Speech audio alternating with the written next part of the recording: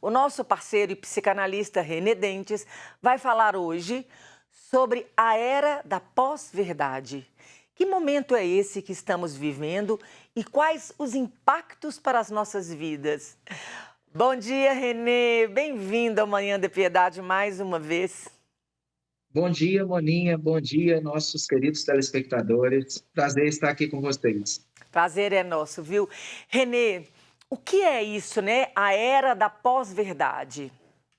Então, Moninha, a pós-verdade é um nome que se dá a uma época em que, no fundo, parece que as pessoas não consideram que existem verdades, nenhum parâmetro para o conhecimento. Outro dia mesmo, eu compartilhei nas redes sociais um meme, né, uma imagem que dizia assim, por um lado, uma figura de um filósofo famoso, o René Descartes, meu xará, que dizia uma frase muito assim, importante, né? Penso, logo existo. E aí, o desenho ele fazia referência ao que seria hoje disso, né? Penso, logo existo, está baseado na razão. Penso, raciocínio, então aí eu vou ter a minha existência, né? Falando a grosso modo. E hoje nós partimos muito da ideia assim: acredito, logo existe.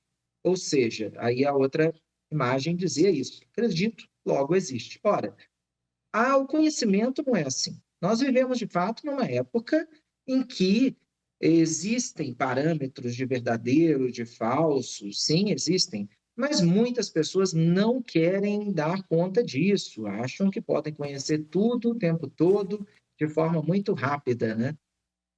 Renê, a gente pode dizer que esse grande acesso à informação não significa necessariamente uma maior instrução? Exatamente, não significa. Aliás, ao contrário, muitas vezes as pessoas estão usando as informações de uma forma muito superficial e não conseguem filtrar aquelas informações que chegam até elas, né? Nós estamos cada vez mais tirando informações apenas de grupos, das nossas bolhas, né? De informações que vêm até nós.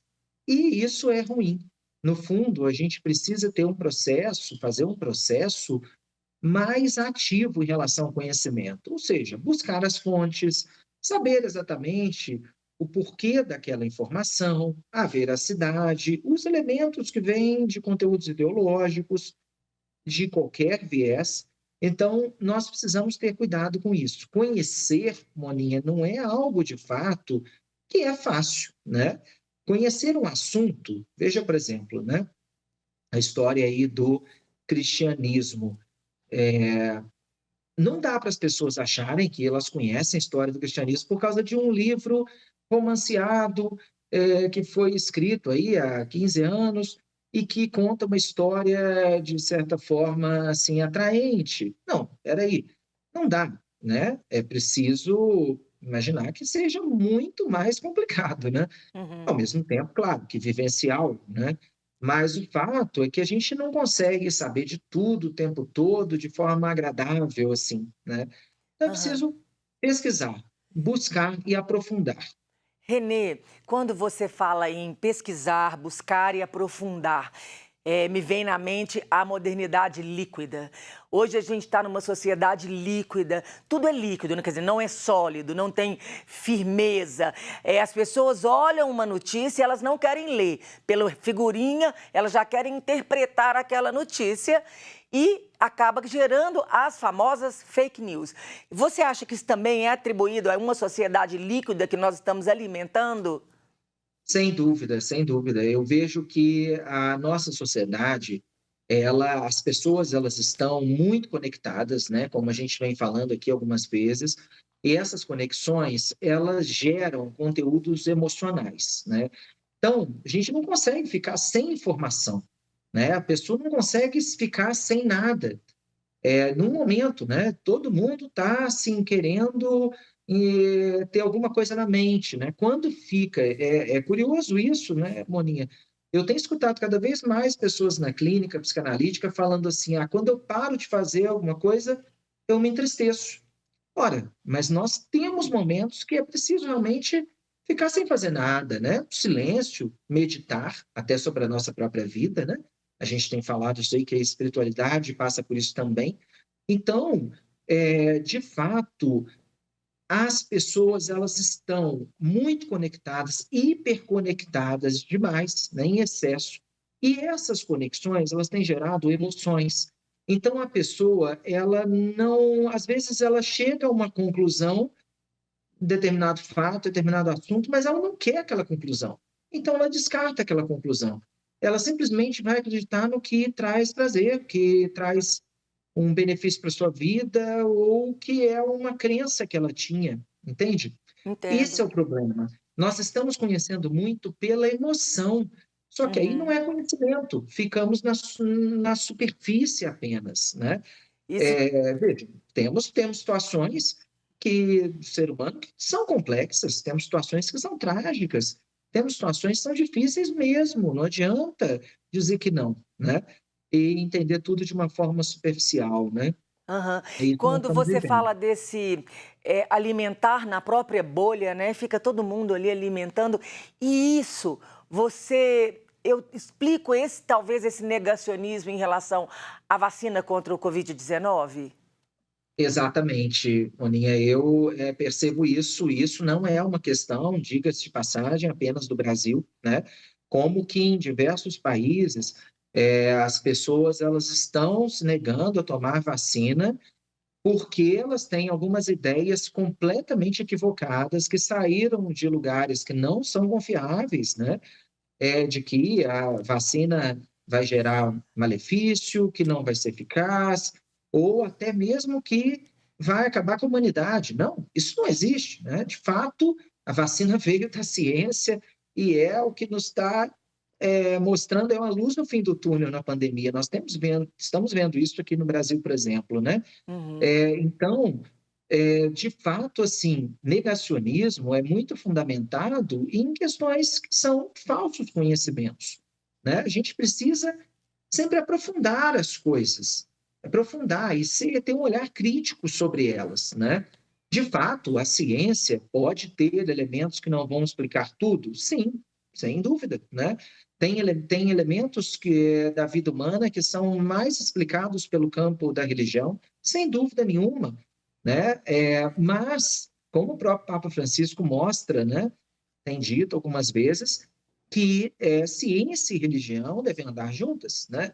Tem coisas que são da abordagem da ciência, assuntos, e outros da religião, mas nós não podemos desconfiar assim ou achar não, por causa de categorias ou de pensamentos que não são reais, criticar, né? A gente tem que tomar cuidado com as coisas e, de fato, sim, partir de um conhecimento um pouco mais criterioso, né? Renê, a gente está vivendo uma fase, em uma era, em que a liberdade individual se confunde com um egoísmo?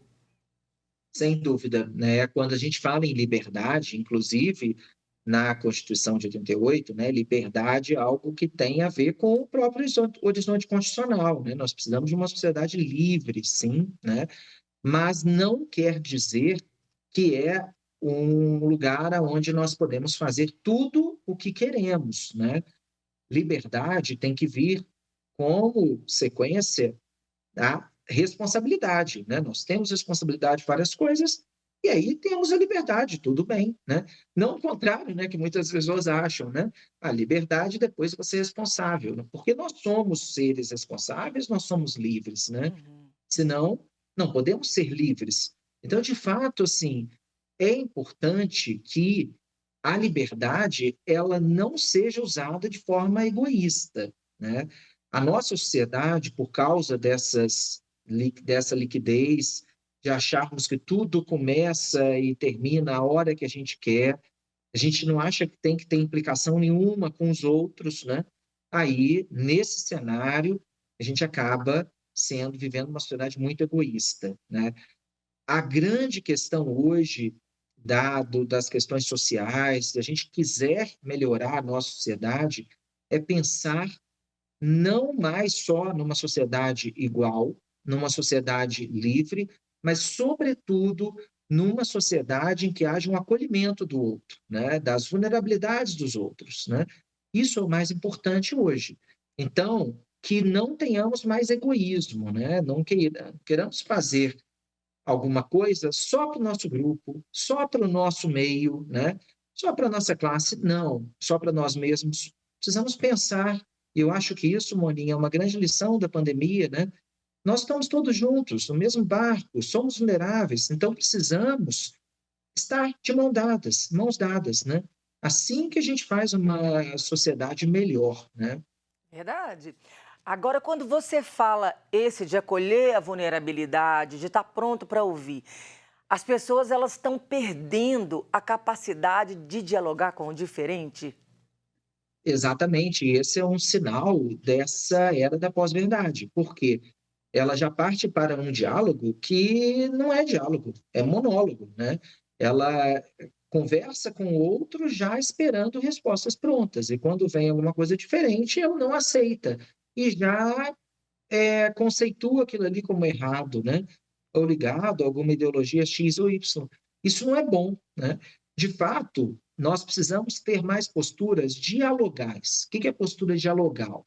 É você não partir da sua posição ou da do outro. É você, em diálogo, construir outra. É claro que pode ser construída alguma coisa ali que vai ser próximo ao que você tinha antes. Mas o contato com o outro é tão rico e as pessoas esquecem disso, que se ele não serve para construir alguma coisa, é melhor que ele não exista, entende? É importante que a gente qualifique esse contato. O ser humano tem uma riqueza enorme, né? Diversidade, tem situações particulares. Se a gente não conseguir tirar alguma coisa de proveito para a nossa humanidade disso, para que serve? Né? Então, a gente precisa ter cuidado nessas relações de, ao ter um contato, um encontro com o outro, sejam entre nós, e não simplesmente uma barreira, um monólogo, ou uma violência, ou uma tentativa de convencimento. Não, é um entre. O entre é o mais importante nas relações. Renê, uma última pergunta. Esse volume enorme de fake news que a gente vê por aí, também é uma característica da pós-verdade? Sem dúvida, Moninha, as fake news, elas são divulgadas para afetarem, né? E para se chegar a um determinado lugar, né? Se quer alguma coisa com isso, né? E, de certa forma, você constrói cenários imaginários para que as pessoas acreditem e tenham medo, sobretudo. Nós vivemos um mundo em que há muito medo. As pessoas, elas agem muito pelo medo, né? Porque diante do medo, você coloca soluções fáceis, soluções claras para aquelas pessoas e elas caem nessa, né? E não é assim. Mesmo que nós tenhamos desafios, nós temos que encarar esses desafios com devida proporção, com complexidade, de forma séria, né? Não vamos ter soluções fáceis. Em última instância, na era da pós-verdade, nós não podemos tentar encontrar soluções fáceis para as coisas, para os problemas, né? Maravilhoso, Renê. É sempre tão bom, tão instrutivo, nos ensina tanto quando a gente conversa com você. Eu queria suas considerações finais. Lembrando, as redes sociais do Renê estão na tela, @dentesrenê e o site renedentes.com.br. Bom, então, Moninha, telespectadores, eu vejo que hoje a gente precisa ter atenção. A gente não pode cair na ilusão, no canto da sereia, né, de que simplesmente vamos conhecer tudo, saber de tudo, de forma fácil, rápida. Não, não, não temos isso. Nós precisamos, sim, conhecer todos os elementos que nós podemos, né, que é importante para a nossa vida, como, por exemplo, da fé, mas nós não vamos conseguir fazer isso de uma forma assim, instantânea, fácil e aprazível. Não. Precisamos pensar que o ser humano é complexo e, para tal, precisamos encontrar soluções, pensamentos também complexos. É assim que nós valorizamos o humano. Renê, um primeiro exercício, assim, para ficar para as pessoas que nos acompanham. Não duvide de tudo que você lê? Sem dúvida, duvide, pense se aquilo ali veio de alguma fonte confiável, de fato, e desconfie. Eu diria assim, talvez duvidar seja forte, né, É. mas desconfie.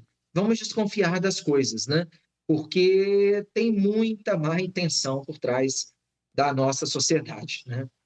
Maravilhoso, gente. Então desconfie sempre e vá procurar a fonte, vai estudar, vai formar, munir de informação. Renê, muito obrigada de sua presença conosco aqui, viu? Deus abençoe o seu trabalho. Eu que agradeço, amém.